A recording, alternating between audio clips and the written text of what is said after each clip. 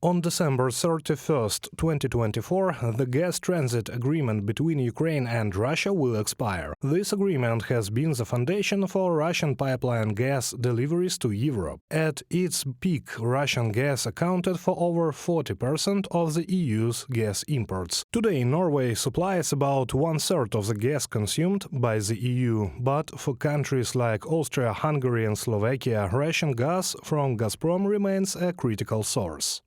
The EU has long argued that member countries still importing Russian gas via the Ukraine route, most notably Austria and Slovakia, can do without the supplies. The Commission has said it won't enter into negotiations to keep the route open. Nevertheless, gas buyers from Slovakia and Hungary are continuing negotiations to keep gas flowing after the transit deal expires, with the proposal involving a swap deal between Azerbaijan and Russia. From a Bloomberg publication. The gradual phase-out of Russian gas is not expected to harm the European economy, according to Brussels' assessment cited by Bloomberg. Alternative supply routes and the anticipated end of the Ukraine-Russia agreement are already factored into European gas market prices.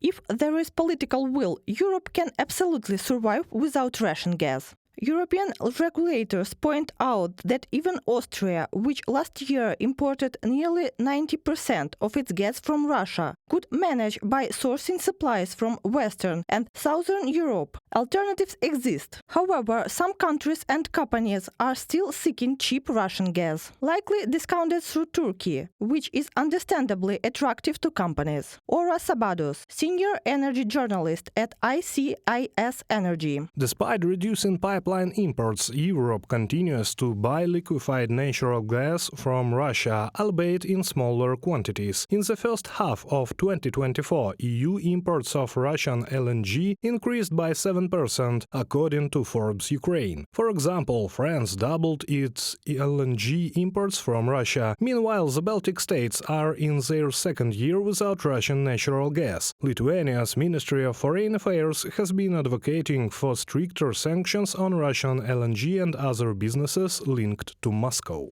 We must keep pushing. Over 600 European companies still operate in Russia. This must stop because it directly supports the Russian economy. We also need sanctions on Russian LNG since Europe spent 5 billion euros on it this year. Additionally, we should increase tariffs on Russian and Belarusian goods. Kęstutis Budrys, Minister of Foreign Affairs of Lithuania, before the EU foreign ministers meeting in Brussels, quoted by European Pravda. EU sanctions have severely impacted Russia's gas production and export infrastructure. Russia has halted some operations at the world's largest LNG plant near Murmansk. The company Novatek is struggling with a shortage of icebreakers and LNG tankers due to sanctions. Meanwhile, shipbuilding companies are refusing to cooperate with Moscow to avoid secondary sanctions. Adding to the challenge, India recently decided not to purchase gas from the Arctic LNG 2 project, further dealing a blow to Russia's energy sector. Reported by Serhiy Kulyas, Larissa Petruk, UATV News.